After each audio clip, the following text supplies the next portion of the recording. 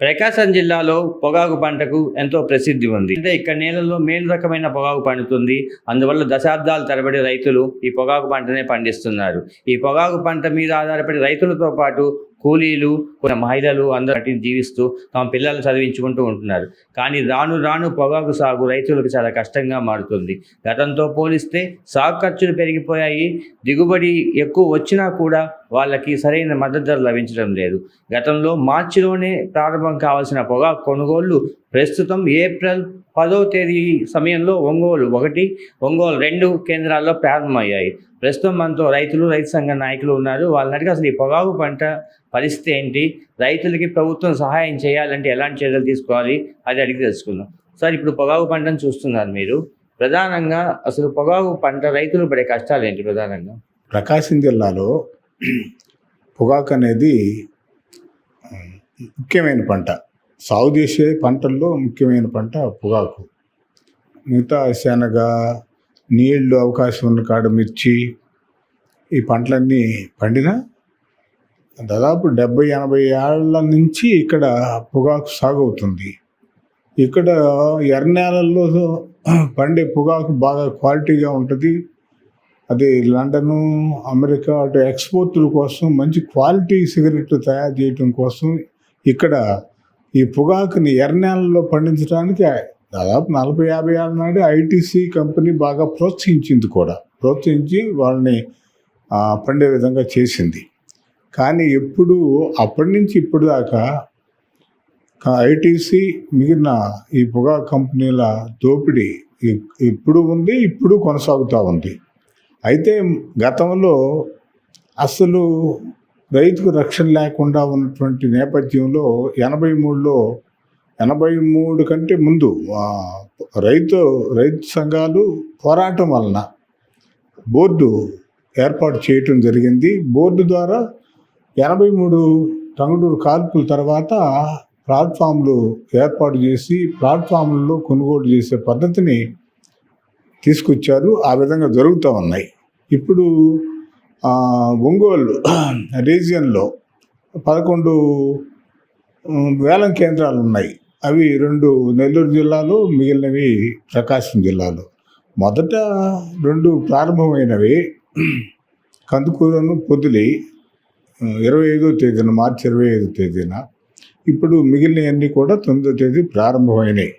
మొత్తం ఈ ప్రారంభమైన నాటి నుంచి కూడా వాళ్ళు క్వింటా 25,000 రూపాయలు రేటుతోటి మొదలుపెట్టి దానికి అనుగుణంగా కొనుగోలు చేస్తున్నారు.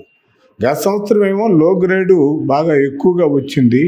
లో గ్రేడ్ కొన్నందువలన, లో గ్రేడ్కి రేట్లు బాగా తగ్గించినందువలన బ్యార్నికి 3-4 లక్షలు నష్టం వచ్చింది రైతాంగానికి.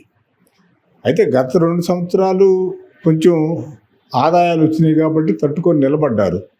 ఇప్పుడు ఈ సంవత్సరం మొత్తం వాతావరణంలో ఉన్నటువంటి అనుకూలమైన పరిస్థితులు కావచ్చు, ఇవన్నీ కూడా పొగాకు మంచి రంగు వచ్చింది, క్వాలిటీ వచ్చింది.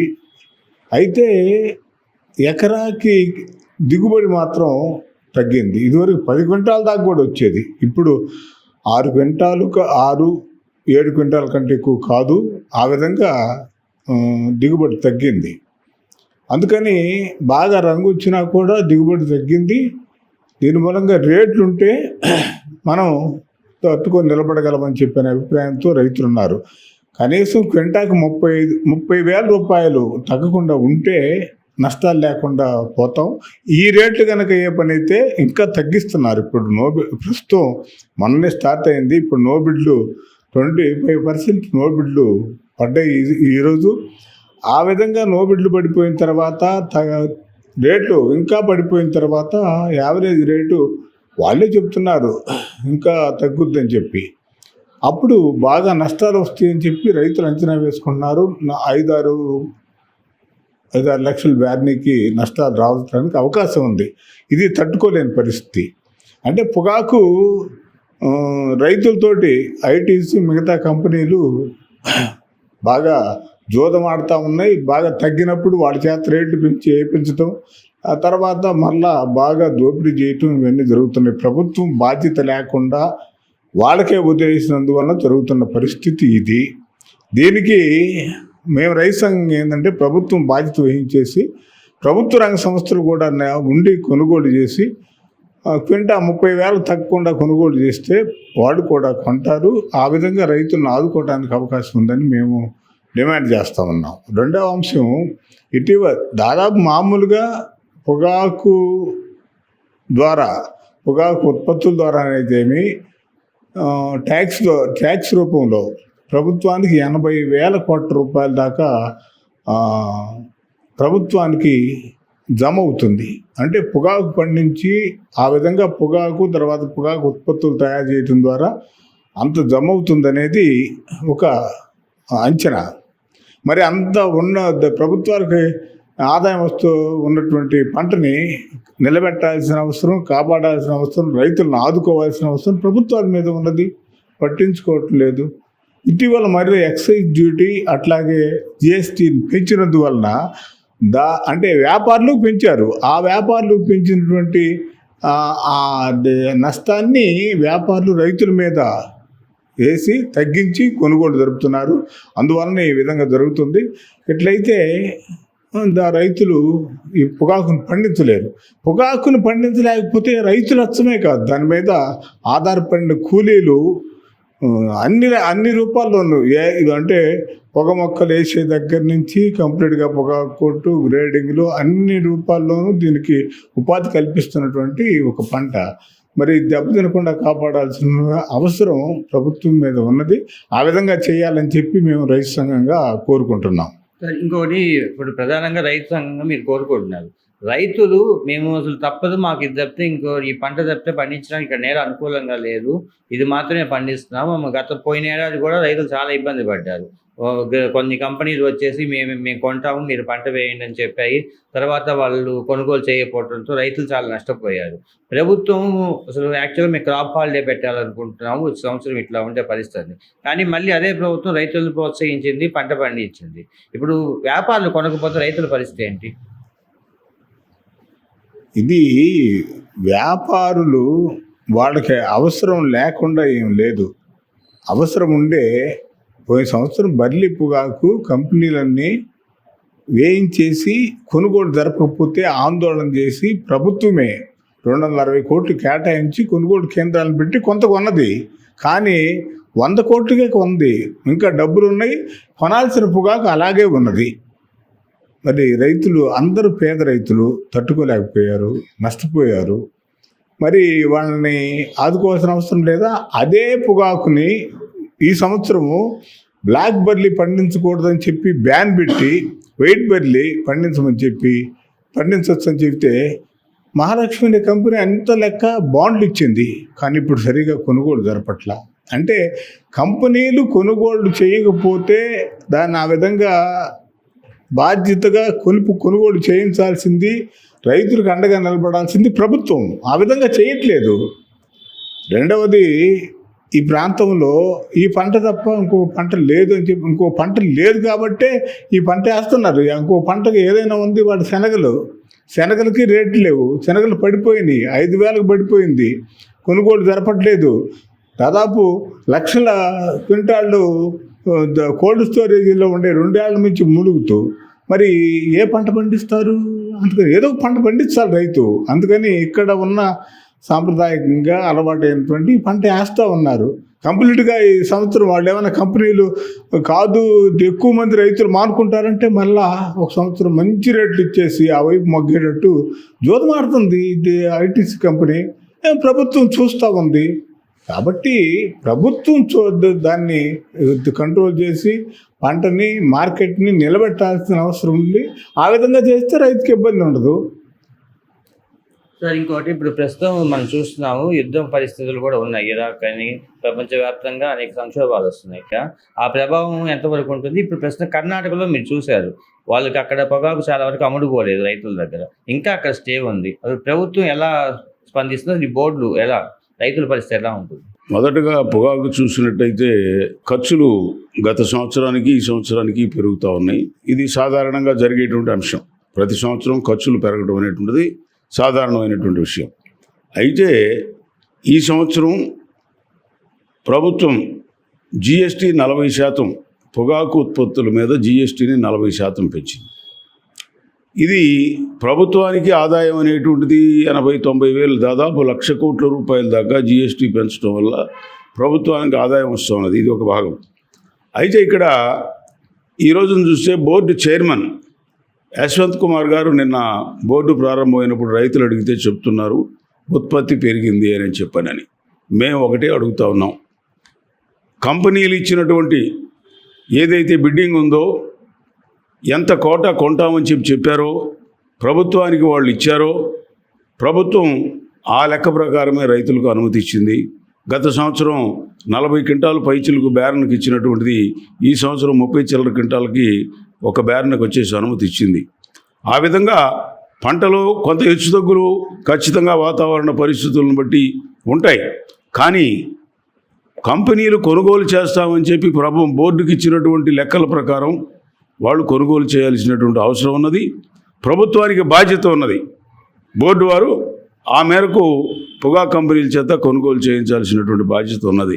కానీ అది మర్చిపోయి పొగాకు బోర్డు చైర్మన్ గారు ఎవరైతే రైతుల్ని ఆదుకోవాలి, రైతుల సంక్షేమం కోసం చైర్మన్గా పెట్టుకున్నారో ఆ వ్యక్తి ఒక రాజకీయ పార్టీకి అనుబంధంగా రాజకీయ నిర్ణయాలను అమలు చేసే వ్యక్తిగా ఈ రోజున పొగాకు బోర్డులో యశ్వంత్ కుమార్ గారు ఆయన అనుసరిస్తున్నారు తప్ప రైతుల సంక్షేమం కోసం ఆయన ఏమి చూసేటువంటి పరిస్థితి కనపట్లేదు. ఇది చాలా గర్హనీయమైనటువంటి అంశం. రెండవది, యుద్ధం అనేటువంటి ఒక సాకును కూడా ఈ రోజున చూపించడానికి ఒక ప్రయత్నం చేస్తూ ఉన్నారు. యుద్ధం ప్రభావం అనేటువంటిది పొగాకు మీద ఏమీ ఉండదు. 90% భారతదేశంలో ఉత్పత్తి అయ్యేటువంటి పొగాకు దేశీయ అవసరాలకే ఇది సరిపోతూ ఉన్నది. అంతా 10-20% తప్ప ఎగుమతులు అనేటువంటి లేవు. అది పెద్ద పొగాకు పరిశ్రమ మీద, ధరల మీద ప్రభావం పడేటువంటి పరిస్థితి కాదు. కాకపోగా మన దేశమే బ్రెజిలు, క్యూబా ఇటువంటి దేశాల నుంచి నాణ్యమైన పొగాకును దిగుమతి చేసుకుంటూ ఉంది. అందువల్ల ఈ యుద్ధం అనేటువంటిది పెద్దగా ప్రభావం పడదు అని చెప్పినని మాకున్నటువంటి అభిప్రాయం. ప్రభుత్వం చేసినటువంటి నిర్వాహకం వల్లనే ఈ జిఎస్టీ 40% పెంచడం వల్లనే కర్ణాటకలో పొగాకు 32,000 రూపాయలకు ప్రారంభమైనటువంటి పొగాకు ధర జిఎస్టీ ఎక్సైజ్ డ్యూటీ వేసిన తర్వాత అది 25,000కి దిగజారినటువంటి పరిస్థితిని మనం చూసాం. కాబట్టి మేము అడుగుతూ ఉన్నాం ప్రభుత్వాన్ని, నీవు ఆదాయం పెంచుకోవడానికి జిఎస్టీ 40% వేసినప్పుడు రైతాంగం ధరలు పడిపోకుండా, రైతు దివాలా తీయకుండా రైతాంగాన్ని కాపాడాల్సినటువంటి బాధ్యత ఈ ప్రభుత్వం మీద ఉన్నది. కేంద్ర రాష్ట్ర ప్రభుత్వాలు ఇది డబుల్ ఇంజిన్ సర్కార్ అని చెప్తున్నారు. ఇదో కూటమి ప్రభుత్వం, పైన కింద ఒకే ప్రభుత్వం ఉన్నది. ఈ ప్రకాశం జిల్లా భారతదేశంలోనే అత్యధికంగా పొగాకు సాగు చేస్తున్నటువంటి ప్రాంతం. అట్లాగే 1,00,000 కోట్ల రూపాయల దాకా కూడా ఏ పంటలో కూడా భారతదేశంలో ఇంత పెద్ద ఎత్తున ప్రభుత్వానికి సుంకాలు వచ్చేటువంటి పరిస్థితి లేదు. కాబట్టి ప్రభుత్వం వెంటనే రైతాంగాన్ని ఇబ్బంది పడుకోకుండా, రైతాంగం దివాలా తీయకోకుండా ధరలను నిలబెట్టడానికి కనీసంగా 30,000 రూపాయలు క్వింటాల్ ధర ఇస్తేనే తప్ప పొగాకు రైతు బతికి బట్టగట్టేటువంటి పరిస్థితి లేదు. లేకపోతే అంతకుముందు 2-3 సంవత్సరాల క్రితం ఏ విధమైనటువంటి దుర్భరమైనటువంటి పరిస్థితుల్లోకి పొగాకు రైతు నెట్టబడి ఆత్మహత్యలకు చేసుకునేటువంటి స్థితికి వెళ్ళిపోయాడో, ఆ స్థితులు ఇదే పరిస్థితిలో ఉంటే మరలా సంభవించేటువంటి పరిస్థితి ఉన్నది. కాబట్టి కూటమి ప్రభుత్వాన్ని, కేంద్ర ప్రభుత్వాన్ని రైతు సంఘంగా మేము డిమాండ్ చేస్తూ ఉన్నాం, 30,000కి తగ్గకుండా పొగాకు ధర నిలబెట్టాలి. అట్లాగే మన సమాఖ్యని రంగంలోకి దించి ప్రభుత్వం 200 కోట్ల రూపాయలు రాష్ట్ర ప్రభుత్వం కేటాయించి ఆ విధంగా సమాఖ్య ద్వారా కొనుగోలు చేయించి ఈ ధరలు నిలబెట్టడానికి కావలసినటువంటి ప్రయత్నం చేయాలని చెప్పానని మేము డిమాండ్ చేస్తూ ఉన్నాం. ఇప్పుడు మీరే చెప్తున్నారు కర్ణాటకలో 32,000 రూపాయలు క్వింటాల్ పలికిందని. ఇక్కడ చూస్తుంటే ఒంగోలు పొగాకు కేంద్రంలో మొదటి రోజు పలికిన అత్యధిక ధరే 250 రూపాయలు. మేము కొంతమంది రైతులతో మాట్లాడడం జరిగింది. ఒక అతను అయితే 100 ఎకరాల పొగాకు సాగు చేశారు. 100 ఎకరాలు సాగు చేశాము. ఇప్పుడు ఇట్లాంటి పరిస్థితుల్లో 250 రూపాయలు మాత్రమే ధర పలికితే కేజీ, మా పరిస్థితి ఏంటి, అసలు ఇప్పుడే ఇట్లుంది, ముందు అసలు ధర ఉంటుందా, కొంటారా అనే భయం కూడా మాలో ఉంది అని చెప్పి అంటున్నారు. దానికి మీరేం చెప్తారు? ఈరోజు మొత్తంగా ప్రభుత్వ విధానాన్ని కూడా చర్చించాల్సిన అవసరం ఉంది. ఈరోజే మేము మొక్కజొన్న రైతుల విషయం మీద మంత్రి గారిని గొట్టిపాటి రవికుమార్ గారిని కలిసాం. ఆయన చెప్తున్నారు, మేము ఆలోచిస్తున్నాం, మేము చూస్తున్నాం అని ఆయన చెప్తా ఉన్నారు. ఒకవైపున రైతులు నూర్పిళ్ళు జరిగిపోయి 2,400 రూపాయలు మద్దతు ధర ఇవ్వాల్సి ఉండగా 1,700 రూపాయలకి 1,500 రూపాయలకి మొక్కజొన్నలు కొనుగోలు చేసుకుని వెళ్ళిపోతూ ఉంటే నిమిషాలు లెక్క పెట్టినట్లుగా ప్రభుత్వానికి ఏమీ పట్టనట్టుగా వాళ్ళు వ్యవహరిస్తూ ఉన్నారు. మొత్తం ప్రభుత్వ విధానమే లోపభూయిష్టంగా ఉన్నది. ప్రభుత్వ విధానం రైతులకు అనుకూలమైనటువంటి విధానంగా లేదు. ఇది కార్పొరేట్ కంపెనీలకు అనుకూలమైనటువంటి విధానంగా ఈ రోజున ఈ ప్రభుత్వ విధానాలు ఉంటా ఉన్నాయి. పంట పండించినటువంటి రైతాంగం దివాలా తీస్తూ ఉంటే కార్పొరేట్ కంపెనీలు వాళ్ళ లాభాలని 3 అంతలు 4 అంతలు పెంచుకుంటా పోతుంటే ప్రభుత్వం ఆ కంపెనీల సంక్షేమం కోసమే పాటుపడతా ఉంది తప్ప రైతు సంక్షేమం కోసం ప్రభుత్వాలు పాటుపడట్లేదు. ప్రభుత్వం రైతులు తిరగబడి అంతవరకు కూడా ప్రభుత్వం ఈ పరిస్థితిని కొనసాగించేటట్టుగానే కనబడతా ఉన్నది. ప్రభుత్వానికి మేము విజ్ఞప్తి చేస్తూ ఉన్నాం, ఈ చర్యలు మానుకోవాలి. రైతాంగాన్ని కాపాడటానికి కావలసినటువంటి విధానాలని ముందుకు తీసుకురావాలని చెప్పి పొగాకు రైతు ఒక్కటే కాదు, మొత్తంగా ఈరోజు మొక్కజొన్నలు కానీ శనగలు కానీ ధాన్యం కానీ ఏ ఒక్కటి చూసుకున్నా కూడా రైతాంగానికి గిట్టుబాటు ధర వచ్చేటువంటి పరిస్థితి లేదు. వ్యవసాయం చేయడమే దండగా అనేటువంటి ఒక పరిస్థితిని ముందుకు తీసుకొస్తూ ఉన్నారు. దాన్ని తీసుకురావడం ద్వారా మా భూములన్నీ కూడా కార్పొరేట్ కంపెనీలకు కట్టబెట్టడానికి ప్రభుత్వం యొక్క విధానంలో భాగమే ఈ పొగాకు రైతును కూడా ఈ భూమికి దూరం చేయడానికి ఈ విధానాన్ని ప్రభుత్వం అవలంబిస్తూ ఉందని చెప్పి రైతాంగం ఈపాటికే చర్చించుకుంటున్నటువంటి పరిస్థితి కూడా కనబడుతూ ఉంది. కాబట్టి వెంటనే ప్రభుత్వాలు ఈ పొగాకు ధర తగ్గకుండా, పొగాకు రైతు దివాళా తీయకుండా, ఆత్మహత్యల వైపు వెళ్లకుండా 30,000 రూపాయలకు తగ్గకుండా కొనుగోలు చేయాలని చెప్పి, ఈ ప్రభుత్వ సంస్థల చేత కొనుగోలు చేయించాలని చెప్పి, ఆ విధంగా 200 కోట్ల రూపాయలు తగ్గకుండా నిధిని కేటాయించాలని చెప్పి మేము ప్రభుత్వాన్ని డిమాండ్ చేస్తూ ఉన్నాం. సార్, ఇంకొకటి ప్రధానంగా ఇక్కడ దాదాపు 1,00,000 కోట్ల ఆదాయం కేంద్ర ప్రభుత్వానికి వస్తుందంటారు పొగాకు ద్వారా. అదే పొగాకు ప్రాసెసింగ్ యూనిట్లు కానీ అట్లాంటి యూనిట్లు ఇన్ని దశాబ్దాల తరబడినా కూడా పొగాకు పండే ఈ ప్రాంతంలో స్థాపించి ఉంటే అటు రైతులకి అమ్మకానికి వీలయ్యేది, ఇక్కడ స్థానికంగా ఉద్యోగ అవకాశాలు వచ్చేవి. మరి ప్రభుత్వాలు ఎందుకని ఆ విధంగా ఆలోచించడం లేదు? ఇక్కడ ఈ ప్రాంతంలో జిఎల్టీ మిషన్లు పెట్టారు, చీరాల్లో పెట్టారు. ఈ మధ్యనే మన ప్రకాశం జిల్లాలో కూడా జిఎల్టీ మిషను, లీప్ థ్రెషింగ్ మిషన్లు పెట్టారు. ప్రాసెసింగ్ అయితే జరుగుతూ ఉన్నది. అయితే సిగరెట్ పరిశ్రమ అనేటువంటిది ఎన్నో సంవత్సరాలుగా, దశాబ్దాలుగా ప్రకాశం జిల్లా వాసుల డిమాండ్ ఉన్నది. ప్రకాశం జిల్లాలో సిగరెట్ పరిశ్రమ పెట్టాలి అనేటువంటిది. కానీ ప్రభుత్వం ఆ వైపుగా చర్యలు అనేటువంటివి తీసుకోలేదు.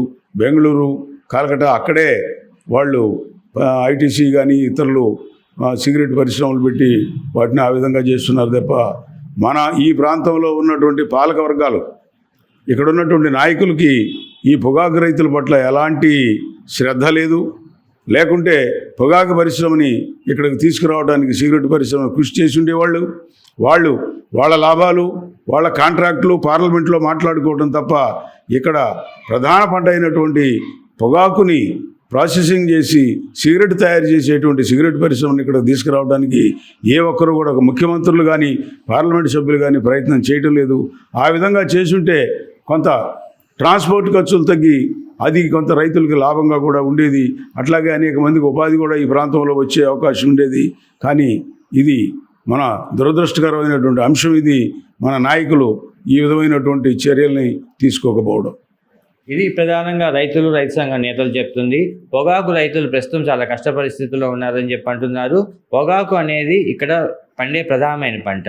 చూడబోతేమో ధర చాలా తక్కువగా ఉంది.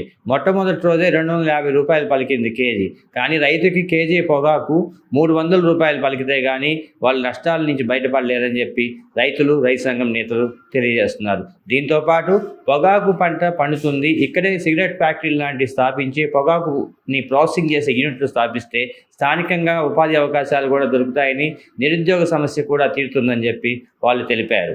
వీడియో జర్నలిస్ట్ సూరజ్తో లక్ష్మీనారాయణ, యూటీవీ న్యూస్, ప్రకాశం జిల్లా.